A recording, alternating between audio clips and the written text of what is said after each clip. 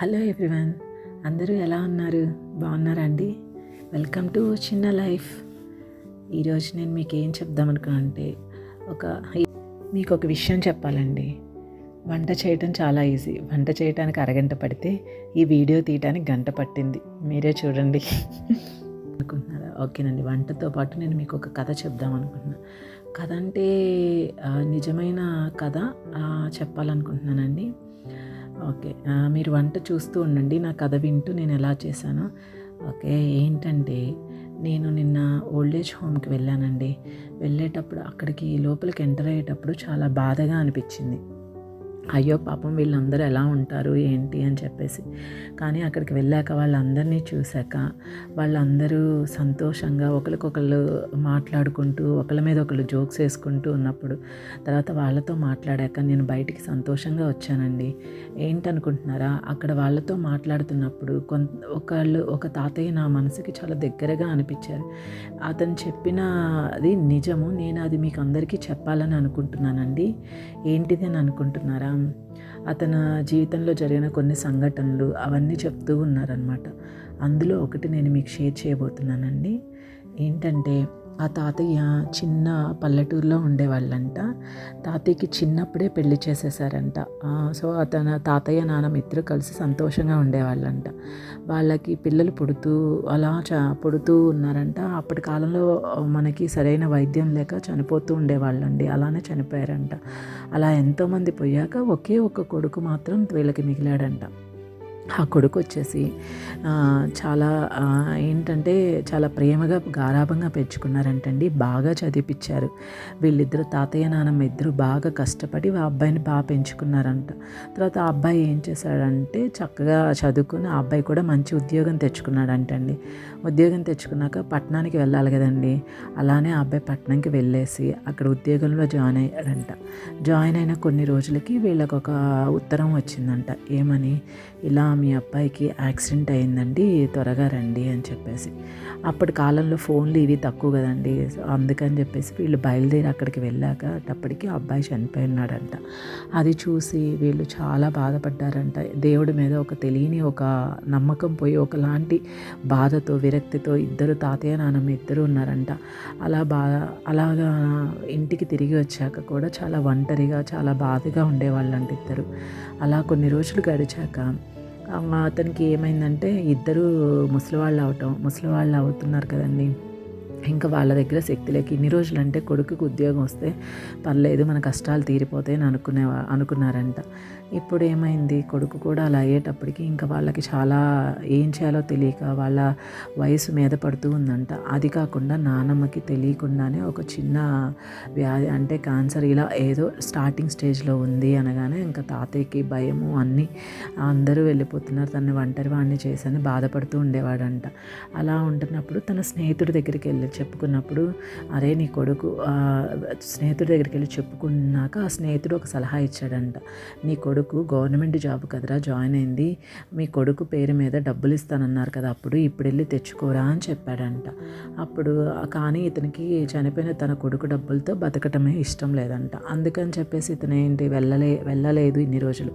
కానీ ఒకవైపు చూస్తేనేమో భార్య అలా ఉంది, ఇతనికేమో వయసు మీద పడిపోతుంది, అంతంత డబ్బు నేను ఖర్చు పెట్టలేను అని బాధపడుతూ ఉంటే అప్పుడు తన స్నేహితుడు అలా తనకి చెప్పగానే ఆయన బలవంతంతో పట్టణానికి పంపిస్తాడు. పట్టణానికి పాపం ఆ రోజుల్లో ఒకరికొకరు ఎవరూ తెలియదు కదండి. అప్పుడు ఆ స్నేహితుడు ఏం చేశాడంటే వాళ్ళ కొడుకు వచ్చేసి అదే పట్టణంలో ఉంటుంటే ఆ కొడుకుకి ఒక ఉత్తరం రాసి ఈ తాతయ్యకి ఇచ్చి పంపించారంట. ఆ తాతయ్య ఎంతో కష్టపడి అక్కడికి వెళ్ళాడు. పట్నం వెళ్ళటం అంటే అప్పట్లో మాటలు కాదు కదండి.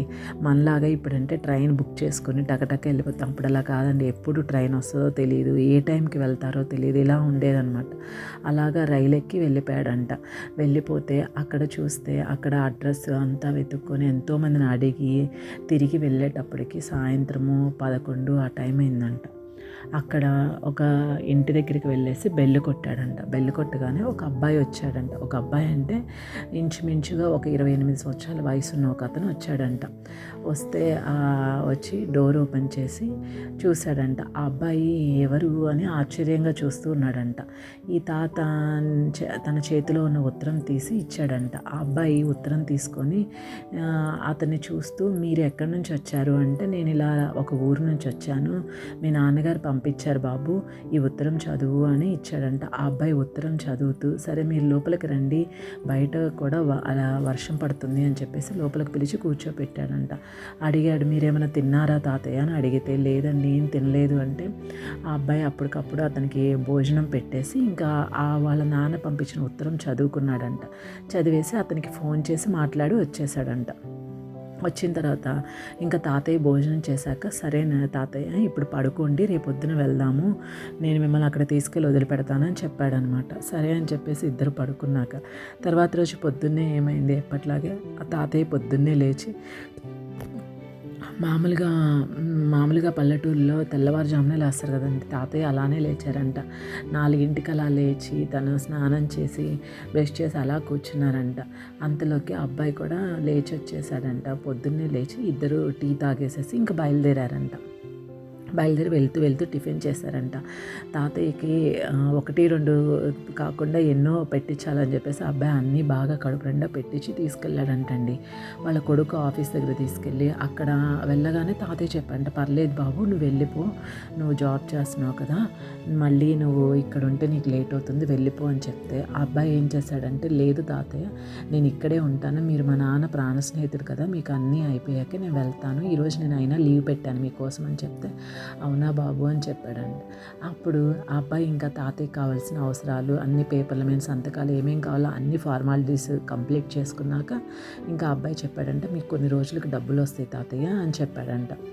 ఇంకా ఈ తాతయ్యని, సరే నేను ఇంక ఇంటికి వెళ్తానయ్య అంటే, ఈరోజు ఉండండి తాతయ్య అంటే అన్నా కానీ తాత ఉండలేదంట.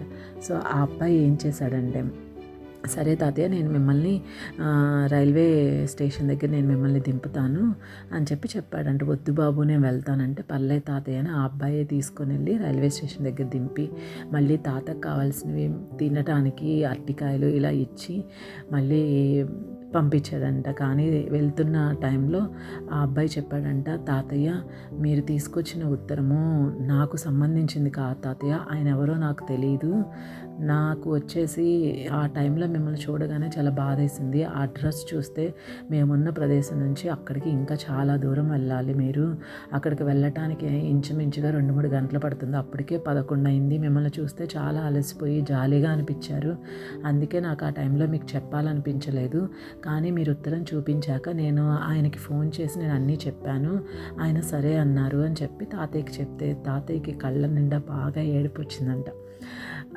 అది ఎలా అంటే నాకు కూడా అలా అనిపించింది, అది చెప్తుంటే కూడా తెలియని ఏడుపు వచ్చిందనమాట.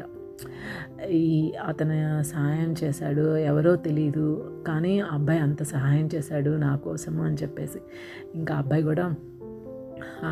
అబ్బాయి కూడా చాలా బాధగా తాతను చూస్తున్నాడు. తాత కూడా అలానే చెప్పారంట, చాలా సంతోషం బాబు, నువ్వు నాకు బాగా సహాయం చేసావని చెప్పాడంట. ఇంకా అలా చెప్పేసి తాతగారు బయలుదేరి వచ్చేసారు. ఇంకా తర్వాత ఆ అబ్బాయిని ఎప్పుడూ కలవలేదంట తాత, కానీ తాతగారికి ఎప్పుడైనా కలిస్తే బాగుంటుంది అని అనుకునేవాళ్ళంట. ఇలా తాతయ్య అక్కడి నుంచి ఇంటికి వచ్చేటప్పటికి ఇక్కడ నానమ్మ గారు కూడా లేరంట. ఇంకా నాన్నమ్మగారు కూడా చనిపోయేటప్పటికి ఇంకా తాతగారికి చాలా బాధేసిందంట. అలా కొన్ని రోజులు అదే ఊరిలో ఉండి ఆ తాతగారికి ఇంకా వాళ్ళ కొడుకు డబ్బులు వస్తే ఆ డబ్బులన్నీ ఊరికి ఏదో ఒక మంచి పనికి ఆ ఊరి వాళ్ళకి ఇచ్చేసి తాత అక్కడి నుంచి వచ్చి అనాథాశ్రమంలో జాయిన్ అయిన కొన్ని రోజులు తను ఒంటరిగా అనిపించినా కానీ ఇక్కడ ఉన్న వాళ్ళందరికీ ఒక్కొక్కరికి ఒక్కొక్క కథ కాదండి, ఎన్నో కథలు ఉంటాయి. ఒకళ్ళ గురించి ఒకళ్ళు చెప్పుకొని వాళ్ళందరూ స్నేహితులయ్యి సంతోషంగా ఉన్నారు. ఇది నేను ఎందుకు చెప్తున్నానంటే, తల్లిదండ్రుల్ని ఒంటరిగా ఇంట్లో వదిలిపెట్టి మీరు టైం స్పెండ్ చేయలేకపోయినా వాళ్ళ వయసుకు తగ్గ వాళ్ళ దగ్గర మీరు వదిలిపెడితే వాళ్ళ పాత జ్ఞాపకాలు ఒకరికొకరు చెప్పుకుంటూ సంతోషంగా ఉంటారు. మీరు ఒకవేళ మీకు కనుక టైం ఉంటే కనుక ఖచ్చితంగా వాళ్ళతో టైం స్పెండ్ చేయండి. వాళ్ళ చిన్నప్పటివి అన్నీ చెప్తున్నప్పుడు వాళ్ళ ముఖంలో ఉన్న ఆనందం చూస్తే నిజంగా అండి అది ఎవరం తట్టుకోలేం. చాలా బాగుంటుందండి.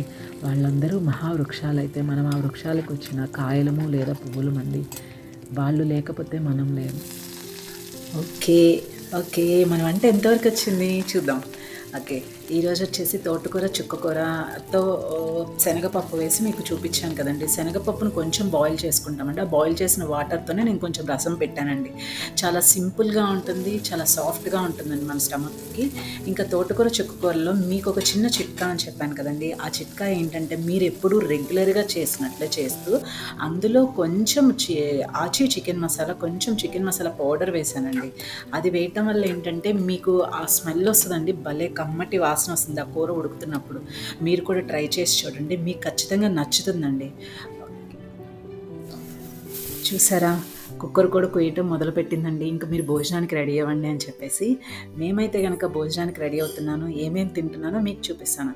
ఏం లేదండి, చాలా సింపుల్‌గా, సాఫ్ట్‌గా మేము చేసుకున్న వాటితో పక్కన అమ్మమ్మ, ఆంటీ పంపించిన పచ్చడితో, సొరకాయ పచ్చడితో, హాయిగా వేయించుకున్న వడియాలతో కమ్మగా తినేసాము. మీకు ఈ వీడియో కనుక నచ్చినట్లయితే నేను చెప్పిన కథలాంటి నిజమండి అది. అందులో కొన్ని విషయాలు నాకు బాగా హార్ట్‌కి దగ్గరగా అనిపించి మీకు షేర్ చేసుకోవాలనిపించి షేర్ చేశానండి. మీకు నచ్చితే గనక లైక్ చేయండి, సబ్స్క్రైబ్ చేసుకోండి, కామెంట్ చేయండి. Thank you so much for watching.